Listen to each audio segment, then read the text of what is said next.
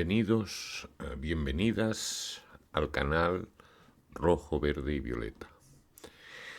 Hoy vamos a hablar, como no podría ser de otra manera, de la guerra en Palestina, o dicho con más propiedad, de la masacre de Israel en Palestina. Para empezar, recordaremos algunos datos. El ataque de Hamás que inició todo esto que está ocurriendo hoy supuso 1.200 muertos, más de 1.200 muertos, y 251 rehenes secuestrados. 1.200 muertos y 251 rehenes. La respuesta de Israel hasta hoy ha supuesto ya más de 60.000 víctimas entre muertos y desaparecidos, es decir, lo más probable es que sean 60.000 personas muertas, y más de 100.000 heridos, y una parte de ellos son heridos importantes que significará que sus vidas hayan quedado destrozadas. De estos 60.000 muertos, más de 37.000 son niños. Además, hay 10.000 prisioneros que ha hecho el ejército israelí, 10.000 personas detenidas sin ningún tipo de garantía legal. Vete a saber el trato que se está dando a estos detenidos, a estos prisioneros, sean o no culpables de algo. Compárense los números. Compárense los números del ataque de Hamás, 1.200 muertos y 251 rehenes, con los que acabo de dar de las víctimas palestinas. Lo primero que queremos dejar claro es la condena total al ataque de Hamás el 7 de octubre del año pasado. Hamás son las siglas del Movimiento de Resistencia Islámica y su brazo armado son las Brigadas Al-Qassam. Hamás es, por lo tanto, una formación política de matriz religiosa, islámica y yihadista, cuyo objetivo es formar un Estado Islámico en Palestina. El ataque de Hamás del 7 de octubre del año pasado es un ataque brutal y absurdo, sin ninguna posibilidad de éxito para nada, solo explicable desde el yihadismo más extremo. Hamás no tiene nada que ver, son enemigos de la OLP de Yasser Arafat y sus continuadores, que estaban más en la línea de la laicidad y en el lado de las izquierdas. Bueno, Hamás es el partido mayoritario en Gaza. Ahora, tres datos destacados. Primero, parece que hay pocas dudas de que Israel, mucho antes de decretar a Hamás como grupo terrorista, apoyó y financió la creación y fortalecimiento de Hamás para dividir y debilitar al pueblo palestino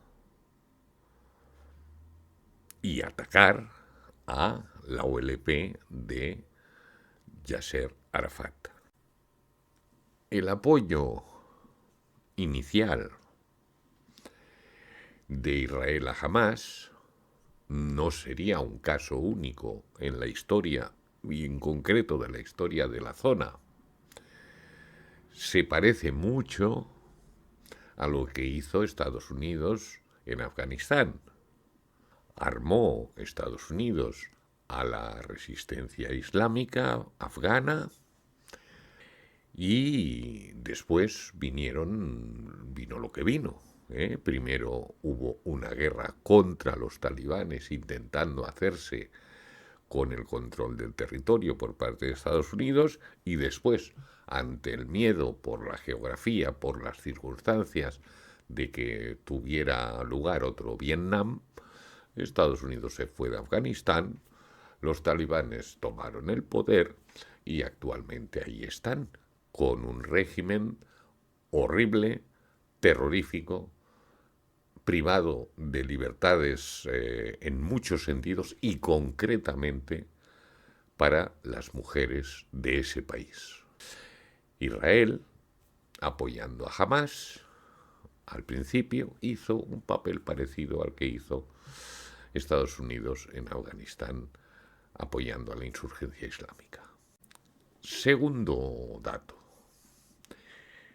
A estas alturas parece que hay pocas dudas de que Israel sabía previamente lo del ataque de Hamás a través de sus servicios secretos, contrastados ya con muchos éxitos a lo largo de la historia. El servicio secreto, el Mossad, y la CIA, claro, siempre hermanados, el Mossad y la CIA. Hasta tal punto está clara la intervención de la CIA en este tema que a mí me llamó mucho la atención en algunas informaciones que se daban sobre esas posibilidades de alto el fuego, esas negociaciones que ha habido sobre alto el fuego en la zona entre Hamás e Israel. Uno de los participantes era la CIA. Bueno, no sé, a mí me pareció muy extraño un servicio de inteligencia de un país extranjero participando en unas negociaciones de alto el fuego. Pero bueno, esto no hace más que dejar claro quién está jugando ahí. Lo de que esa información estaba en manos de Israel parece que ya no tiene ninguna duda. Lo cual hace pensar que Netanyahu dejó que sucediera lo del 7 de octubre del año pasado con unos fines muy concretos. Esos fines serían aprovechar el ataque de Hamás para responder y borrar del mapa al pueblo palestino, creando un nuevo orden internacional. Empezó con Gaza y ahora ya está con Gaza y con el sur del Líbano. Un nuevo orden en la región para eliminar a todo enemigo real o potencial en la zona.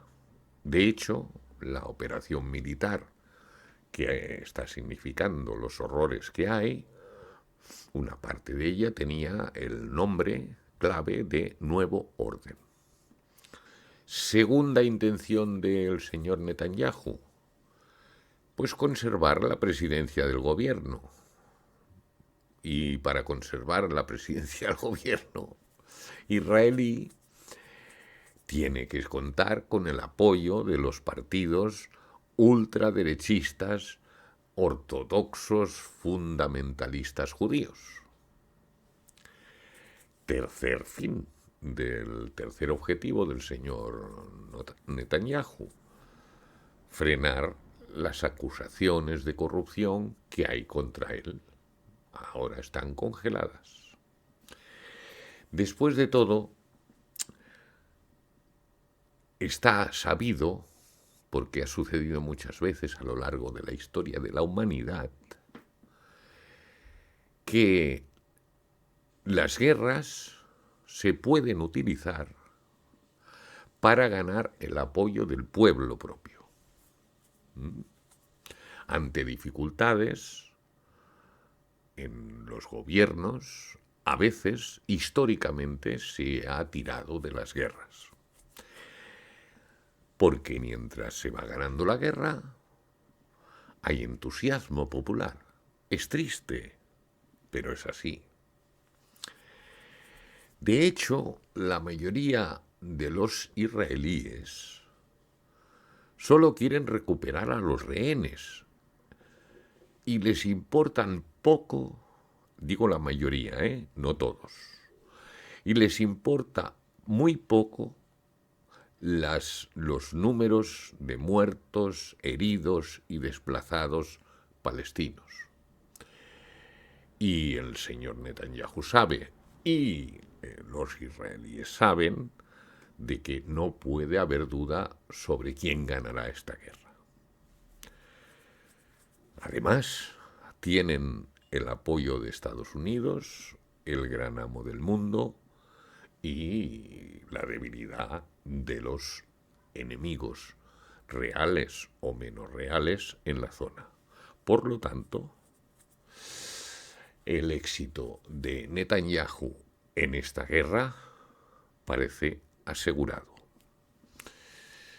Entonces podrá cumplir todos esos objetivos que se ha fijado, a pesar de conocer de antemano que se iba a producir el ataque de Hamás. Por cierto, un anexillo, un anexo, para recordar que además de Estados Unidos, que es el mayor proveedor con mucha diferencia de armas a Israel, hay países europeos que siguen vendiendo armas a Israel. Y que España sigue proporcionándolas en el caso de los negociados antes de la fecha del 7 de octubre del 2023. Yo, modestamente, estoy totalmente de acuerdo con la petición de Sumar y de Podemos a Pedro Sánchez, que, como el PSOE ha repetido infinidad de ocasiones, es el único responsable de la política exterior de este gobierno, como presidente del gobierno. Digo que apoyo totalmente la petición de Sumar y de Podemos y de otras fuerzas de izquierda de declarar el embargo total de armas a Israel, incluyendo no enviar las de los pedidos anteriores al inicio del conflicto actual. Tercer dato. Hay que recordar, es bueno recordar, que el conflicto árabe-israelí tiene una larga historia que se remonta a la Primera Guerra Mundial, cuando los británicos luchaban en la región contra los turcos aliados de las potencias centrales en Europa. Entonces, los británicos les prometieron a los palestinos, que eran los que habitaban allí, a través del famoso Lawrence de Arabia, un espía británico, la independencia, les prometieron a los palestinos la independencia para tener un Estado árabe en toda Palestina si luchaban contra los turcos, cosa que hicieron.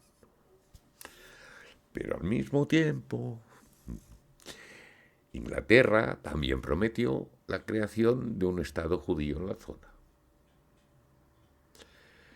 Eso llevó a una gran migración de judíos a Palestina, que aumentó enormemente, lógicamente, a partir de 1933, con la llegada al poder de Hitler y la consiguiente persecución nazi de todos conocida.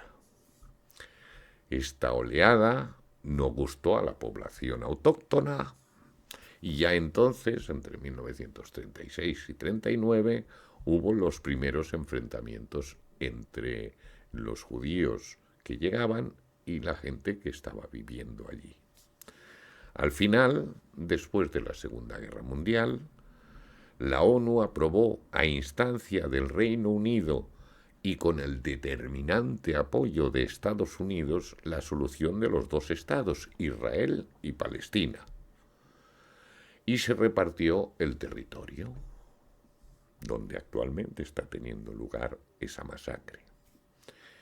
Un reparto que ya fue injusto porque Israel obtuvo más del 50% del territorio cuando no tenía más del 30% de la población. A partir de 1948 ya tuvo lugar con todo esto la creación del Estado de Israel y la primera guerra árabe-israelí. Desde entonces el conflicto ha sido permanente e Israel ha incumplido cientos, algunos dicen que 1000. Vamos a quedarnos en cientos de resoluciones de la ONU para solucionarlo. Siempre lo ha incumplido estas resoluciones con el apoyo de Estados Unidos e incondicionales de Estados Unidos. Mientras tanto, el Estado judío sigue empleando su territorio ilegalmente, sin que la ONU haya podido impedirlo ni sancionarlo.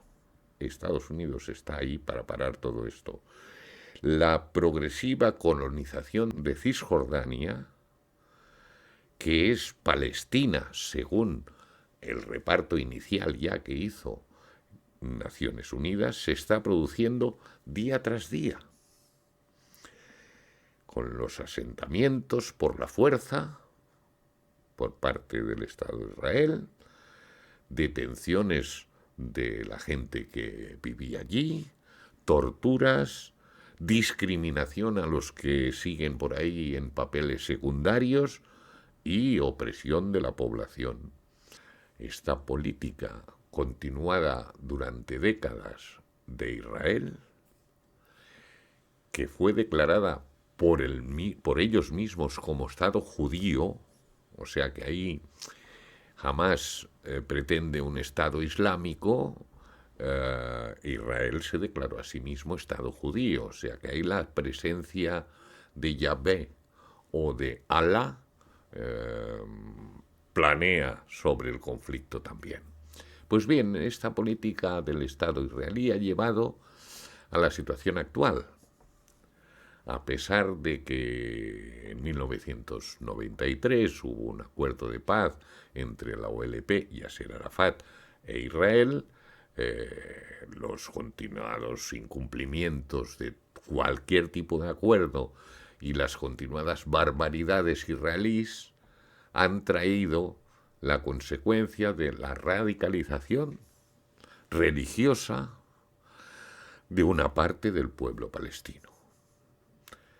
Esa parte ha creído encontrar en Hamás la solución a sus problemas, o una posible solución a sus problemas, una solución totalmente ficticia, totalmente irracional, y que llevó al ataque de Hamás del año pasado.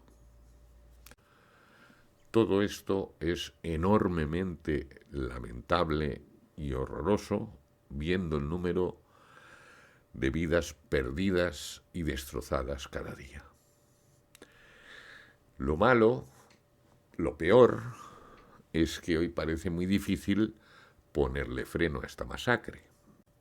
Y todo indica que solo acabará cuando el señor Netanyahu quiera, siempre con el apoyo de Estados Unidos, que lo considera su gran aliado en una parte del mundo como es el Oriente Medio, tan sensible para sus intereses.